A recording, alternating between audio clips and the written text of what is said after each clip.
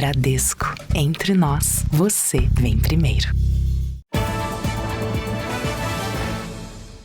Boa noite.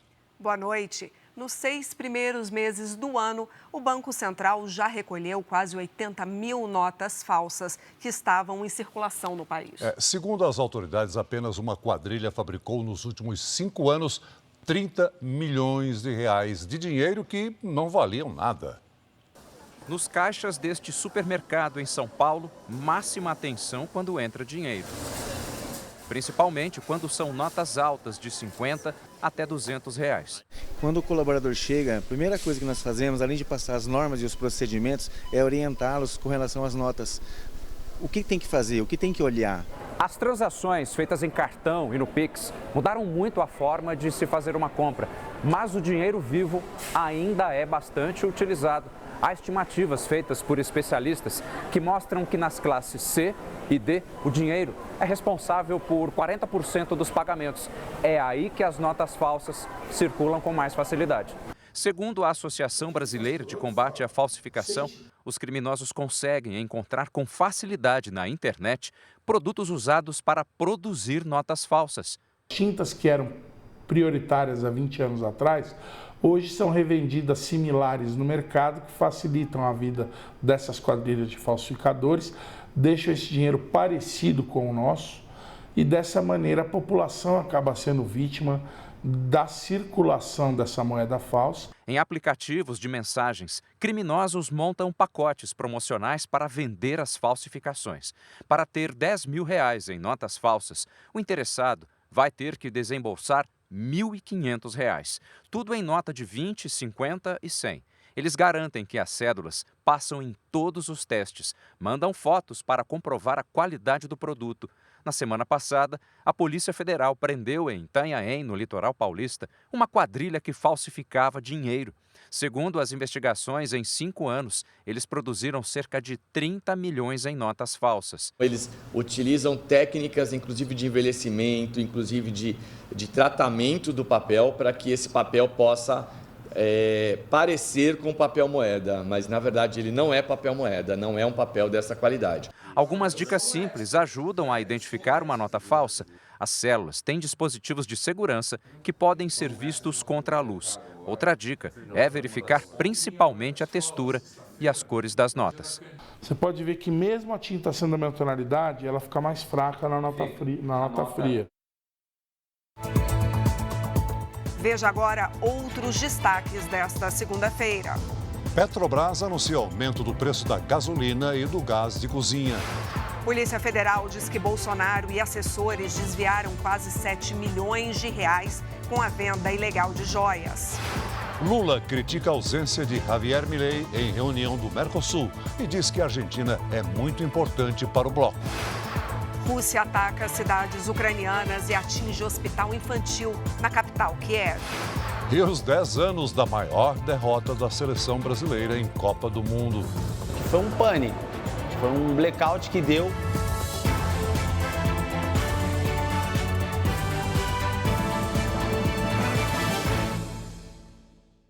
Oferecimento. Agora, a Casa de Investimentos do Bradesco.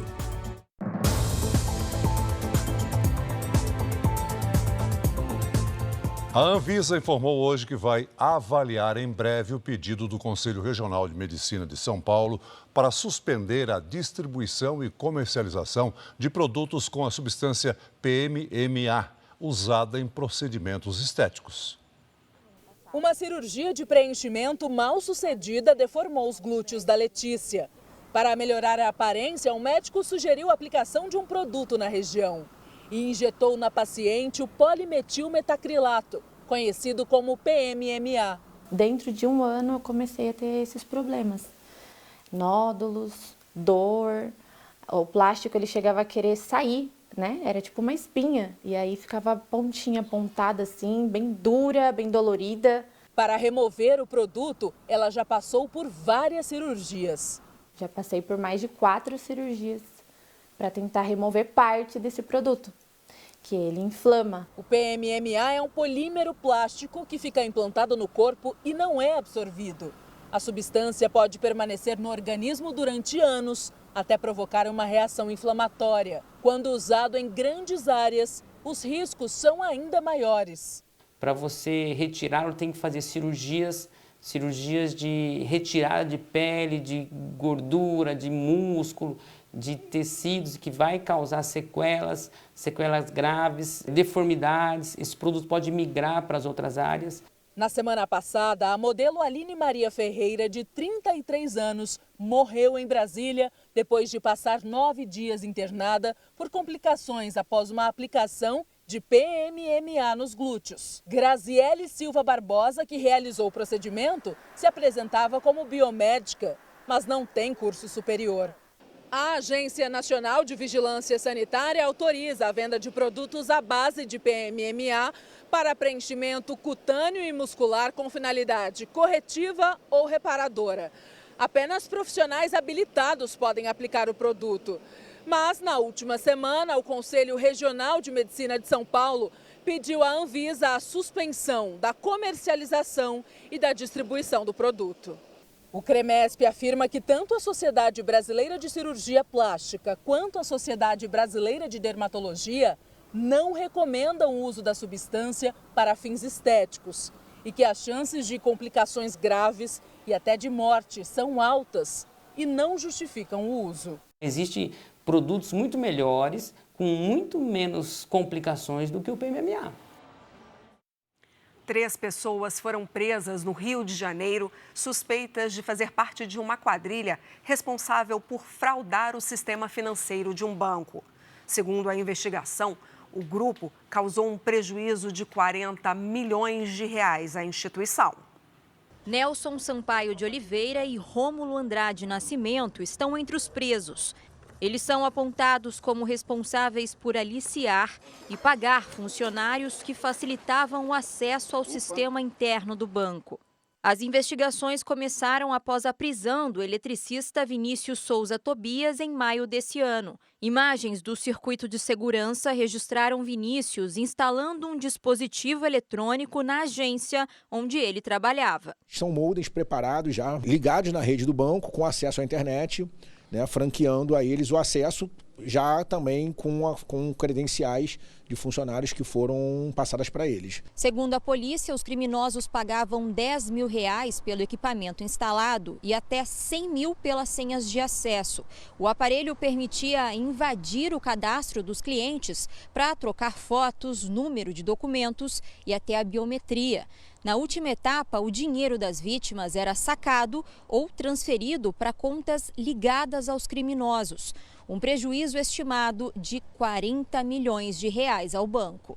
A investigação mostra que a quadrilha agia em outras regiões do país. A gente tem informações que eles estão agindo em diversas regiões, Fortaleza, Paraíba, Rio de Janeiro, São Paulo, Rio Grande do Sul. Na ação de hoje, uma arma e carros foram apreendidos.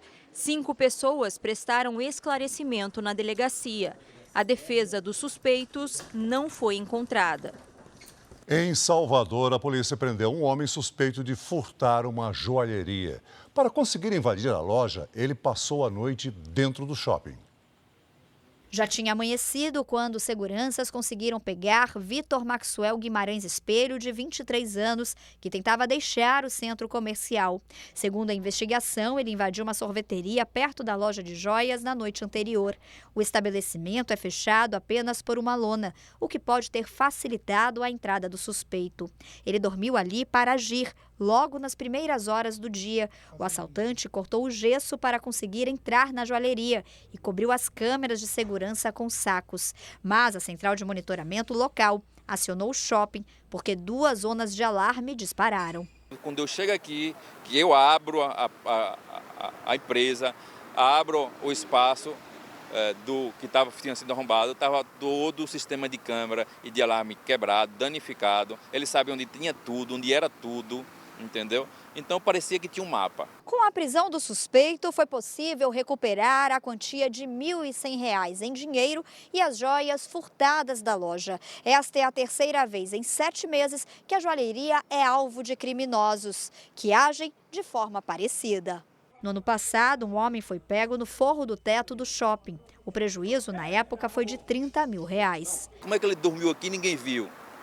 Entendeu? Porque é a terceira vez que eu tenho passado por esse ocorrido, terceiro sinistro, é o segundo arrombamento e a mesma situação, ninguém me dá explicação nenhuma, o shopping não me dá explicação nenhuma. O shopping disse em nota que os seguranças agiram rapidamente nas ocorrências e que colabora com as investigações. A defesa do suspeito não foi localizada.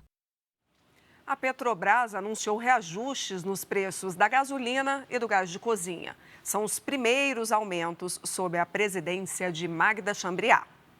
Muitos consumidores foram pegos de surpresa. Não estava sabendo que ia sair essa notícia de imediato. Teve gente que já correu para abastecer antes mesmo do reajuste chegar às bombas. Aproveitar enquanto ainda não subiu. O reajuste passa a valer a partir desta terça-feira. O litro da gasolina vendido pela Petrobras às distribuidoras terá uma alta de 20 centavos, chegando a R$ 3,01, um aumento de 7,11%. O impacto esperado no preço final é de 15 centavos. O botijão do gás de cozinha de 13 quilos vai ficar R$ 3,10 mais caro e passa a custar R$ 34,70. O diesel não teve reajuste.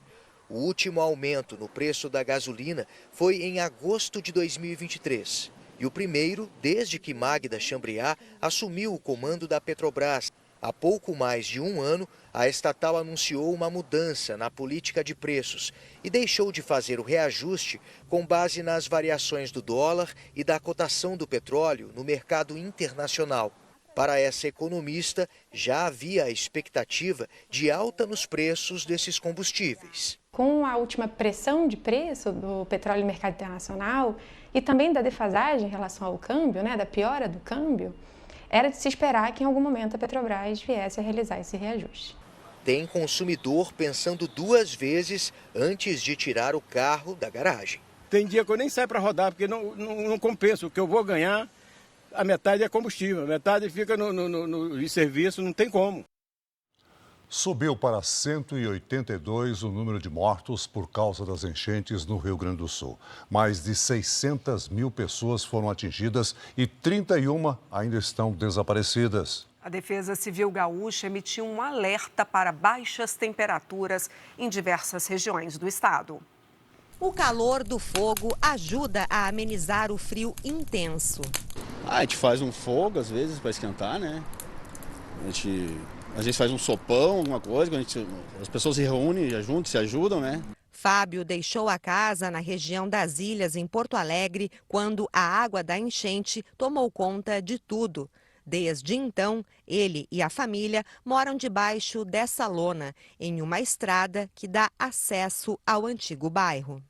Já são mais de 2 meses acampados na BR-290. Aqui neste ponto da rodovia, são 8 famílias vivendo de forma improvisada, sem estrutura. Uma situação que fica ainda mais difícil com o frio que avança pelo Rio Grande do Sul. A Defesa Civil emitiu um alerta de temperaturas baixas até quarta-feira. Hoje, aqui em Porto Alegre, a mínima foi de 5 graus. Em todo o estado, cerca de 5 mil pessoas continuam desabrigadas, a maioria na região metropolitana da capital. Hoje, o governo gaúcho confirmou mais 2 mortes e o número chegou a 182. Também foi anunciada a retomada parcial das operações do aeroporto Salgado Filho, na capital gaúcha. A partir da próxima segunda-feira, o check-in passa a ser feito em Porto Alegre, mas as decolagens permanecem na cidade de Canoas. A gente vai ter mais velocidade nos processadores, mais conforto, vai conseguir oferecer mais serviços aqui, né, para que a gente possa, aos poucos, então, trazer o passageiro de volta, para o nosso local. Hora da previsão do tempo. A Giovana Rizardo já está aqui para trazer os detalhes desse começo de semana. Gi, além do frio, tem mais mudanças? Boa noite para você. Tem sim, Renata, o retorno da chuva nas regiões sudeste e centro-oeste. Boa noite para você, para o Celso e a todos que nos acompanham. Eu começo pelo alerta de frio intenso em todo o Rio Grande do Sul. As baixas temperaturas vão persistir até o meio da semana. Logo cedo, em Bagé e em Santa Maria, as temperaturas vão ser abaixo de 0 grau e com geada forte. À tarde, o sol não esquenta nada e os termômetros marcam entre 8 e 10 graus. Em Bom Jesus, além do frio, o dia vai ser chuvoso e nublado. Agora, falando da chuva, em São Paulo, em Campo Grande e em Curitiba, as temperaturas também despencam e tem alerta de temporal com ventos de até 90 km por hora. A quantidade de água pode causar alagamentos. À tarde, as máximas ficam entre 10 e 17 graus. Apesar da grande quantidade de nuvens no céu, não chove e o dia vai ser nublado. As nuvens mais carregadas, coloridas, estão mesmo sobre o oceano. Amanhã o ar frio continua avançando pelo centro-sul do país. Em parte da região norte, no litoral do Nordeste, pancadas de chuva, tempo abafado e bem quente. Olha, destaque para a estiagem no interior do país. O tempo seco agrava a situação para as queimadas. No nosso giro de temperaturas, em Florianópolis, a máxima é de apenas 15 graus. No Rio de Janeiro, faz 26. Em Goiânia, 31. Em Salvador, 29. E em Manaus, até 32 graus. Momento de interatividade na previsão do tempo, Hora do Tempo Delivery. A primeira participação é do Alexandre. Ele é de Cataguases, Minas Gerais. Oi, Alexandre, obrigada pela sua mensagem. Nesta terça, o sol aparece em boa parte do dia. À tarde tem previsão de chuva passageira e faz até 25 graus. Na quarta e na quinta-feira, tempo firme e seco. As máximas ficam em torno dos 27, 28 graus. Agora é a vez do José, de Floresta do Araguaia, Pará. Boa noite para você, José. A semana vai ser bem quente e seca por aí. As máximas ficam em torno dos 35, 36 graus e nada de chuva. Fica o convite para você também participar do nosso Tempo Delivery. Basta colocar o nome da sua cidade com a hashtag você no JR. Renata, Celso. Obrigada, Giovana. Veja ainda hoje um vexame na história do futebol brasileiro. Há 10 anos, a seleção perdia por 7-1 para a Alemanha no Mineirão. A Organização Mundial da Saúde cria diretrizes para combater o tabagismo, que provoca 8 milhões de mortes no mundo por ano. Na França, bloco de esquerda surpreende, vence as eleições, mas não consegue maioria para governar.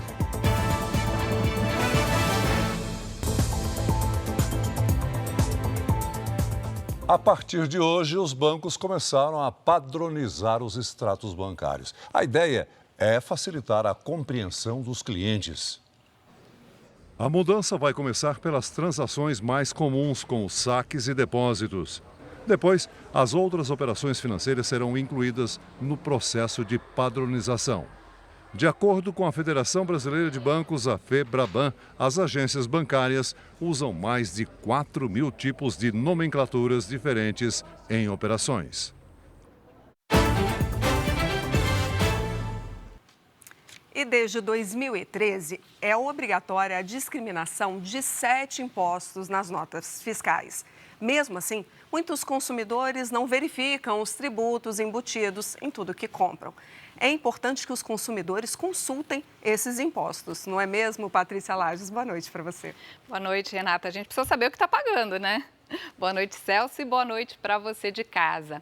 A maioria dos brasileiros tem conhecimento dos impostos diretos, como o IPTU e o IPVA, mas os indiretos também pesam e muito no bolso do consumidor. Vamos ver um exemplo do impacto dos impostos indiretos no supermercado. Olha só, numa compra de R$ 330, foram cobrados cerca de R$ 52 de tributos federais, mais R$ 55 de tributos estaduais. Neste caso, o total de impostos foi de R$ 107, cerca de 33% do valor, ou seja, sem os impostos, a compra de R$ 330 sairia por R$ 223. Lembrando que o ICMS é cobrado pelos estados e embutido no preço dos produtos e varia de 17% até 20,5%. Agora, as notas fiscais devem discriminar 7 tributos, que são o EOF, que é o Imposto sobre as Operações Financeiras, o IPI, sobre produtos industrializados, tem PIS, COFINS, ICMS, ISS e a CID, que é a Contribuição de Intervenção no Domínio Econômico. Ainda assim, outros impostos embutidos no preço dos produtos não aparecem, como os que incidem sobre a folha de pagamento das empresas. Por exemplo, o INSS, o Fundo de Garantia e os impostos sobre o lucro. Agora, Patrícia, a partir de agosto, nós teremos um novo imposto chamado Imposto das Blusinhas. Como é que vai ficar? Pois é, a taxa, tão falada das blusinhas. Na verdade, é aquela taxa sobre impostos sobre as importações até $50, chamada de remessa conforme.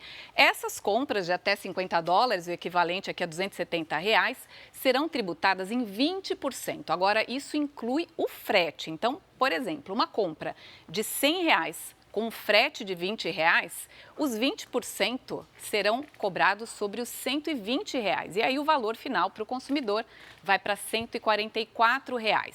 Para as compras entre $50 e $3.000, a taxação continua a mesma, 60%. Renata, Celso. Obrigada, Patrícia. Valeu, Patrícia. A seguir, a Polícia Federal aponta que ex-presidente Jair Bolsonaro e assessores desviaram mais de R$6 milhões com a venda de presentes dados por autoridades internacionais. E veja também, presidente americano Joe Biden publica carta ao Congresso para negar que vai desistir da reeleição.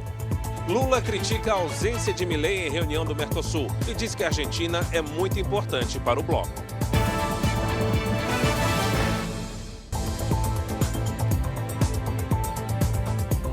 Imagens de câmeras instaladas num caminhão flagraram um assalto na Avenida Brasil, no Rio de Janeiro.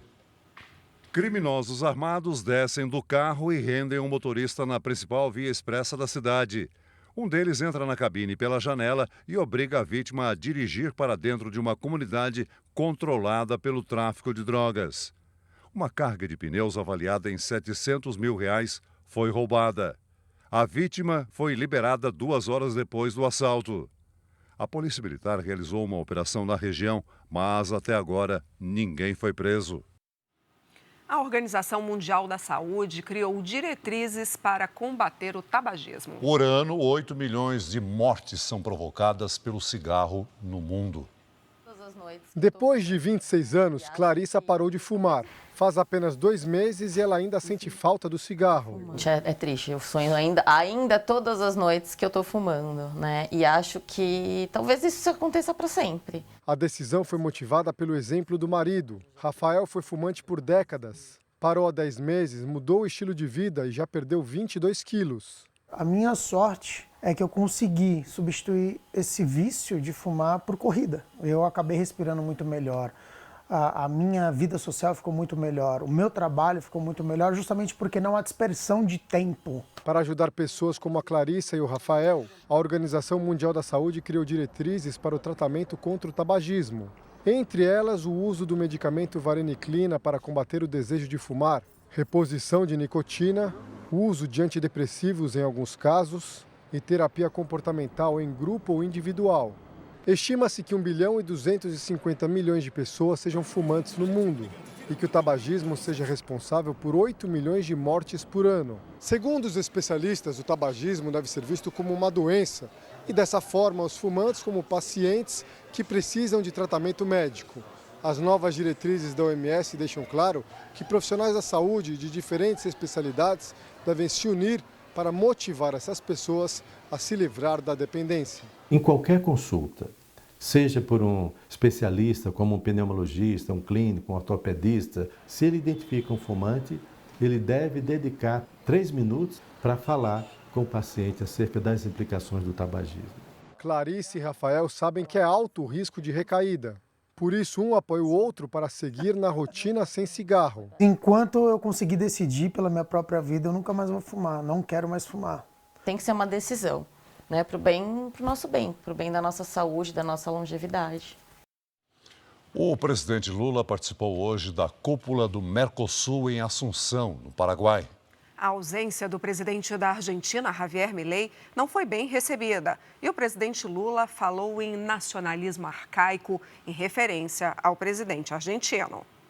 Na abertura da cúpula, o presidente do Paraguai prestou solidariedade ao Brasil pela tragédia climática no Rio Grande do Sul.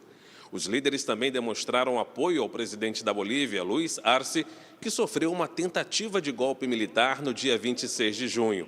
A Bolívia é a mais nova integrante do Mercosul. Os países do bloco, que no ano passado registraram um intercâmbio com o resto do mundo equivalente a 3,7 trilhões de reais, anunciaram ações para facilitar o comércio de produtos eletrônicos, a transição energética, cooperação em áreas de fronteira e o combate ao crime organizado. Também foi confirmado o andamento de um acordo comercial com os Emirados Árabes Unidos. Em um evento onde se prioriza o diálogo e a integração, a ausência do presidente da Argentina, Javier Milei, não foi bem recebida. O país foi representado pela chanceler Diana Mondino, que chegou a elogiar a experiência do presidente Lula na atuação em prol do Mercosul. Partiu do presidente do Uruguai a maior crítica sobre o não comparecimento de Milei. Tão importante quanto a mensagem é a presença do mensageiro, disse Luiz Lacalle Pou, que assume a presidência rotativa do Mercosul. Apesar do comércio intenso entre Brasil e Argentina, Lula e Milei são desafetos. Essa desavença ganhou força durante a campanha presidencial argentina, quando o então candidato fez críticas políticas e pessoais a Lula. Javier Milei também acusou o presidente brasileiro de tentar interferir na eleição do país vizinho. A estratégia do Palácio do Planalto é não responder a Milei. Mas no discurso que fez aqui em Assunção, Lula falou em nacionalismo arcaico e em isolamento, numa referência indireta ao presidente da Argentina. No mundo globalizado, não faz sentido recorrer ao nacionalismo arcaico e isolacionista. Tampouco a justificativa para resgatar as experiências ultraliberais que apenas agravaram as desigualdades em nossa região. Essa é a 19ª cúpula do Mercosul de que participo como chefe de Estado. Nunca nos deparamos com tantos desafios, seja no âmbito regional, seja a nível global. Depois de almoçar no Palácio Presidencial, Lula teve encontros bilaterais com o anfitrião, Santiago Penha, e com José Raul Mulino, presidente do Panamá, que esteve no encontro do Mercosul como convidado. Antes de embarcar para Santa Cruz de la Sierra, na Bolívia, para uma visita oficial ao presidente Luiz Arce, Lula disse que todos perdem sem a Argentina no Mercosul. Uma bobagem imensa um presidente de um país importante como a Argentina não participar da reunião com o Mercosul. Estamos trabalhando o fortalecimento do Mercosul com a Argentina. O segundo grupo de trabalho da Câmara analisa a regulamentação da reforma tributária para a cobrança do Imposto sobre Bens e Serviços, o IBS. Divulgou o relatório. A Tainá Farvan tem os detalhes direto de Brasília. Boa noite, Tainá. Oi, Celso. Uma excelente noite para você, para a Renata e para quem acompanha a gente aqui no Jornal da Record. Esse texto foi divulgado agora há pouco pelos deputados que fazem parte desse segundo grupo de regulamentação da reforma tributária. 2 projetos terão que ser aprovados pelo Congresso Nacional para finalizar essa etapa da reforma. Esse projeto trata do Comitê Gestor e da distribuição da receita do Imposto sobre Bens e Serviços, o IBS, que vai substituir o ICMS e o ISS. E será cobrado pelos estados e municípios. Inicialmente, o presidente da Câmara, Arthur Lira, previa a votação dessa segunda proposta apenas no segundo semestre. Porém, dependendo da aceitação do novo texto, Lira pode levar a plenário as 2 propostas antes do recesso parlamentar, previsto para 18 de julho. A transição para esse novo sistema tributário vai começar em 2025 e termina em 2033. Celso, Renata. Obrigado, Tainá. Um dos mais intensos ataques russos à Ucrânia deixou pelo menos 36 mortos e dezenas de feridos em cidades no centro e leste do país. Na capital Kiev, um míssil atingiu um hospital infantil. No local, agora em ruínas, funcionava o maior hospital pediátrico da Ucrânia. As crianças foram retiradas às pressas. Voluntários se juntaram a médicos e bombeiros na operação de resgate. e numa força-tarefa ajudaram a retirar as vítimas dos escombros e procurar por sobreviventes. O hospital é referência no tratamento de crianças com câncer na Europa. O presidente ucraniano Volodymyr Zelensky estava na Polônia no momento do ataque. Numa rede social, ele pediu que o mundo não se cale e que todos vejam quem é a Rússia e o que está fazendo. Líderes mundiais, entre eles o novo primeiro-ministro do Reino Unido, Keir Starmer, condenaram o ataque. O premier disse que atacar crianças inocentes é a mais vergonhosa das ações. Reino Unido, França, Eslovênia, Equador e Estados Unidos pediram uma reunião do Conselho de Segurança da ONU para discutir possíveis sanções contra a Rússia. O porta-voz da organização classificou como inaceitável o bombardeio. O Kremlin nega a autoria do ataque e culpa a própria Ucrânia. Em um comunicado, o ministro de Defesa afirmou que a destruição foi causada pela queda de um míssil do sistema de defesa ucraniano que falhou ao tentar interceptar outro foguete. O governo russo disse ainda que as acusações acontecem propositalmente na véspera de um encontro da OTAN, a aliança militar do Ocidente, nos Estados Unidos. E isso serviria para sensibilizar os países e garantir mais financiamento para a guerra. Os franceses começaram a semana com dúvidas depois das eleições parlamentares desse domingo. Partidos de esquerda ficaram em primeiro lugar, mas não conquistaram maioria necessária no parlamento para eleger o primeiro-ministro. E agora vão precisar chegar a um acordo. O presidente Emmanuel Macron pediu que o atual primeiro-ministro francês siga no cargo. Gabriel Attal pediu demissão, mas atendeu ao pedido até a definição do novo premier. Depois da apuração dos votos, a incerteza segue na França, porque nenhum partido conquistou maioria absoluta no parlamento, o que dá o direito de indicar o nome que governará ao lado de Emmanuel Macron. Enquanto o presidente cuida de questões internacionais e forças armadas, o premier é responsável pelas questões internas. Nas ruas, apoiadores da aliança de esquerda comemoraram o resultado que contrariou as pesquisas eleitorais. Houve conflito com a polícia. O parlamento francês ficou com esta composição. 182 cadeiras foram conquistadas pela coalizão de esquerda, vencedora das eleições, mas longe da maioria de 289 assentos. Em segundo, 168 representantes foram eleitos pela União dos Partidos de Centro, aliados do presidente Emmanuel Macron. E em terceiro, 143 deputados eleitos pela direita, que, apesar de aumentar a representatividade no parlamento, saiu derrotada, depois de vencer o primeiro turno das eleições. A líder da direita francesa, Marine Le Pen, agradeceu os votos e disse que a vitória será inevitável em um curto prazo. Os dois maiores vencedores da eleição, a União dos Partidos de Esquerda e de Centro, já iniciaram as conversas para formar um governo. Apesar da possível aliança, existem divergências em assuntos importantes, como políticas ligadas à reforma da Previdência e à imigração. A escolha do novo primeiro-ministro será feita pelo presidente Emmanuel Macron, mas não há prazo definido. Se não houver um acordo entre todos os partidos e o presidente, a França pode ficar paralisada. Veja a seguir. Avião da Força Aérea Brasileira ajuda nos trabalhos para combater os incêndios no Pantanal. Discussão entre torcedor do Cruzeiro e presidente do Corinthians termina em agressão em Belo Horizonte.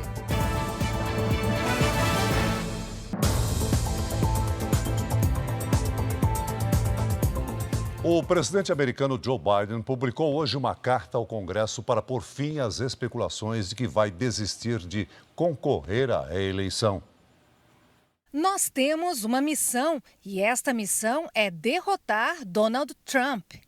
Foi com um tom desafiador que Joe Biden publicou uma carta a congressistas democratas. O presidente pediu apoio em torno da candidatura dele e confirmou a decisão de concorrer à reeleição. O democrata cita ainda os mais de 14 milhões de votos que recebeu nas primárias do partido, que representam 87% do total. A declaração é uma resposta a 4 importantes deputados do partido que pediram que Biden desistisse de concorrer a mais 4 anos na Casa Branca, depois do fracasso no último debate derrubar a popularidade do atual presidente. Em outro trecho, Biden afirma: "Eu não estaria concorrendo novamente se não acreditasse absolutamente que seria a melhor pessoa para derrotar Donald Trump em 2024. Logo após a publicação da carta, Joe Biden concedeu entrevista a um canal de TV dos Estados Unidos. Sobre a pressão sofrida pelos colegas de partido, o democrata afirmou que qualquer um que ache que ele não deve concorrer, que anuncia candidatura para desafiá-lo na convenção. O evento, marcado para agosto deste ano, deve oficializar Joe Biden como o candidato do Partido Democrata nas eleições presidenciais em novembro deste ano. No inquérito enviado ao STF, a Polícia Federal afirma que o dinheiro das joias vendidas ilegalmente por assessores de Jair Bolsonaro serviu para enriquecer ilicitamente o ex-presidente. Os detalhes do suposto esquema estão no relatório que hoje foi tornado público pelo ministro Alexandre de Moraes.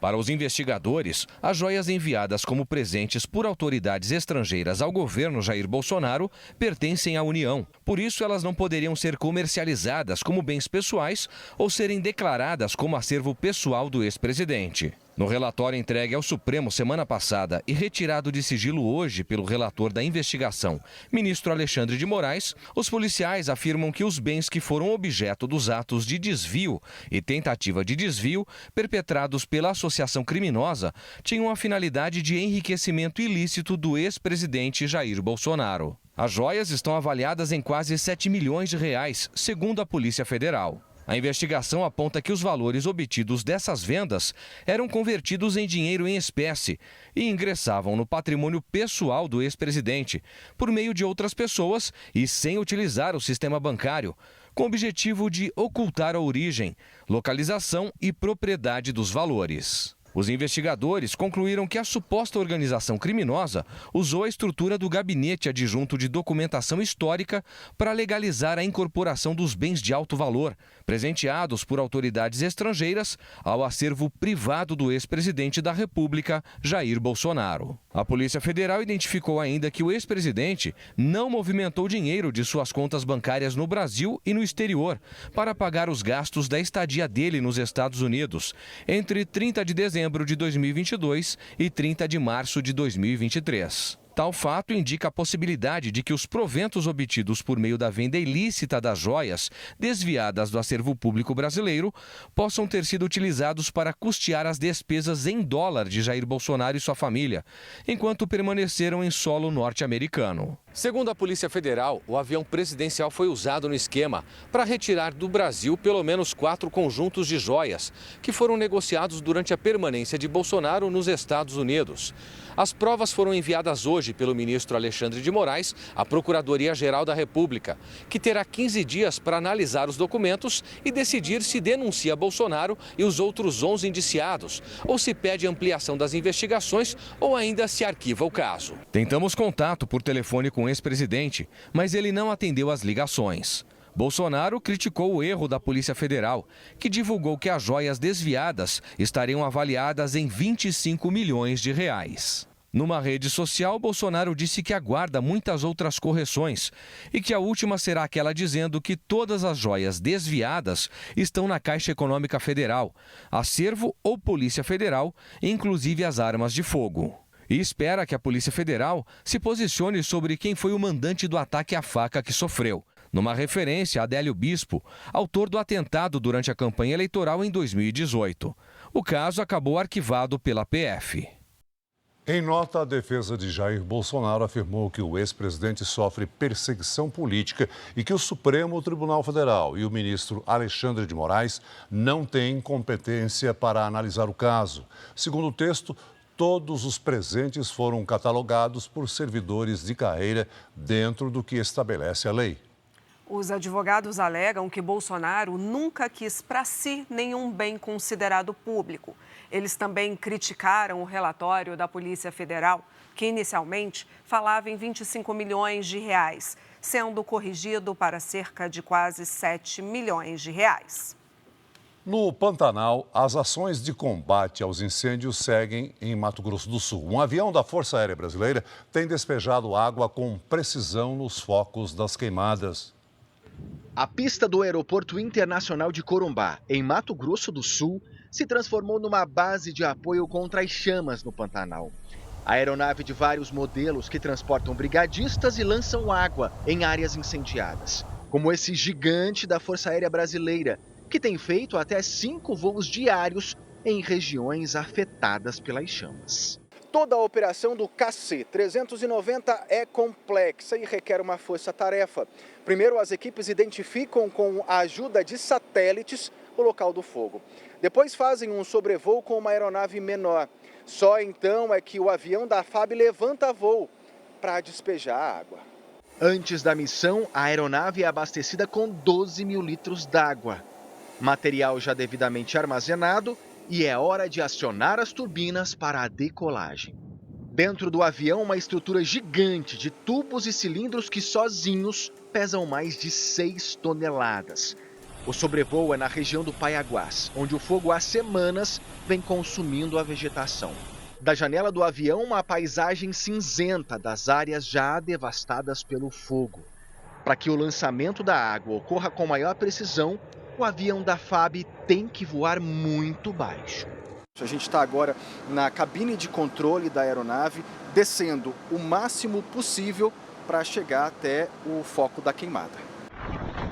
Por terra, brigadistas registram o momento em que o jato d'água cai para resfriar o solo.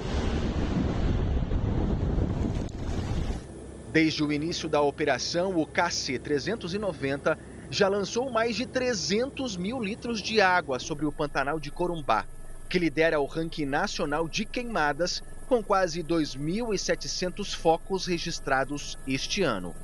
Em todo o Pantanal, a área queimada já consumiu mais de 5% de toda a vegetação da planície, que segue muito seca pela falta de chuva. Para os combatentes da Força Aérea, ajudar o Pantanal hoje é preservar, já pensando no amanhã. Fazer um trabalho como esse, para um bioma tão diversificado como é o Pantanal, é pensar no Brasil, é pensar no futuro de toda a nossa população, das crianças, de quem vem após todos nós que estamos aqui. Um torcedor do Cruzeiro registrou um boletim de ocorrência acusando o presidente do Corinthians de agressão. A confusão foi na área de camarotes do estádio Mineirão, em Belo Horizonte. O torcedor do Cruzeiro está em uma lanchonete quando o presidente do Corinthians, Augusto Melo, se aproxima cercado de seguranças. Os dois discutem e o dirigente corintiano agride o torcedor e se afasta. Quando a torcida do Cruzeiro começou aquelas brincadeiras de chamar de segunda divisão e eu entrei na brincadeira, falei que ele seria dei tchauzinho, falei que ele seria o presidente do Corinthians que ia rebaixar o Corinthians. Ele ficou muito nervoso, se dirigiu a mim, eu não esperava, ele desferiu um soco visível. O torcedor registrou um boletim de ocorrência por lesão corporal. As imagens das câmeras do estádio foram entregues à polícia. Além da agressão, o médico também disse que foi ameaçado por Augusto Melo e pelos seguranças do Corinthians. O procedimento foi instaurado, aí como ele tinha invadido, não foi possível ser ouvido. Aí agora a gente está avaliando a melhor estratégia. O filho de 8 anos de João Daniel viu a confusão e, segundo ele, está assustado. Em nota, o Corinthians disse que o presidente foi hostilizado por torcedores do Cruzeiro e, após uma discussão, os seguranças do clube agiram para proteger o presidente e os outros integrantes da diretoria. Há 10 anos, a seleção brasileira perdeu por 7-1 para a Alemanha nas semifinais da Copa do Mundo, diante de um Mineirão lotado. O dia 8 de julho marcou o maior vexame do futebol brasileiro e frustrou a expectativa da torcida que sonhava com o Hexa. Um dia que ficou marcado na história do futebol mundial. Foi um blackout que deu um apagão no time e ninguém conseguiu fazer nada. 8 de julho de 2014. O Brasil jogava contra a Alemanha no estádio Mineirão pela semifinal da Copa do Mundo. O clima era de festa e expectativa. Vamos lá, Brasil! Quando chegaram ao Mineirão naquela tarde de 8 de julho de 2014, os pouco mais de 58 mil torcedores esperavam mais do que uma vitória da seleção brasileira sobre a Alemanha, porque vencer aquela semifinal significaria também a passagem para a grande decisão, que poderia nos livrar para sempre do fantasma do Maracanaço de 1950. Mas o que ninguém podia imaginar é que um outro fantasma rondava a seleção: a ausência traumática de Neymar, o melhor jogador do time. Como eles se entraram na partida, a maneira que eles se encaixavam nos toques de bola. Então, de fato, podia ter o Neymar, a gente brinca, podia ter o Pelé, podia ter quem fosse. Aquele dia foi um dia trágico, né? Douglas e Bruno são fãs da seleção brasileira e estavam no Mineirão. A dificuldade em conseguir ingressos para o jogo foi rapidamente esquecida quando a bola começou a rolar. É um negócio meio maluco, porque quando aconteceu o primeiro gol, depois passou um tempo e entrou naquela fase dos 20 aos 30 minutos, foi um gol atrás do outro. É uma sensação de quando você está assistindo um futebol na televisão, uma sensação de replay. O resultado deixou até os alemães surpresos.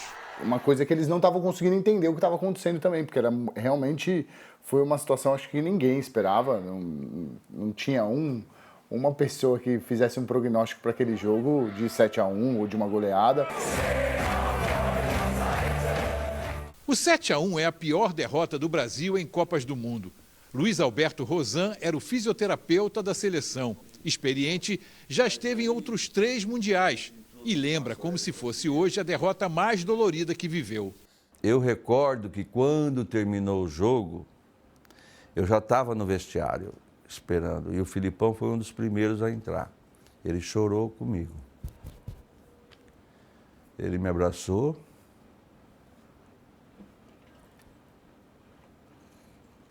E a gente chorou. Imagine só a seguinte situação.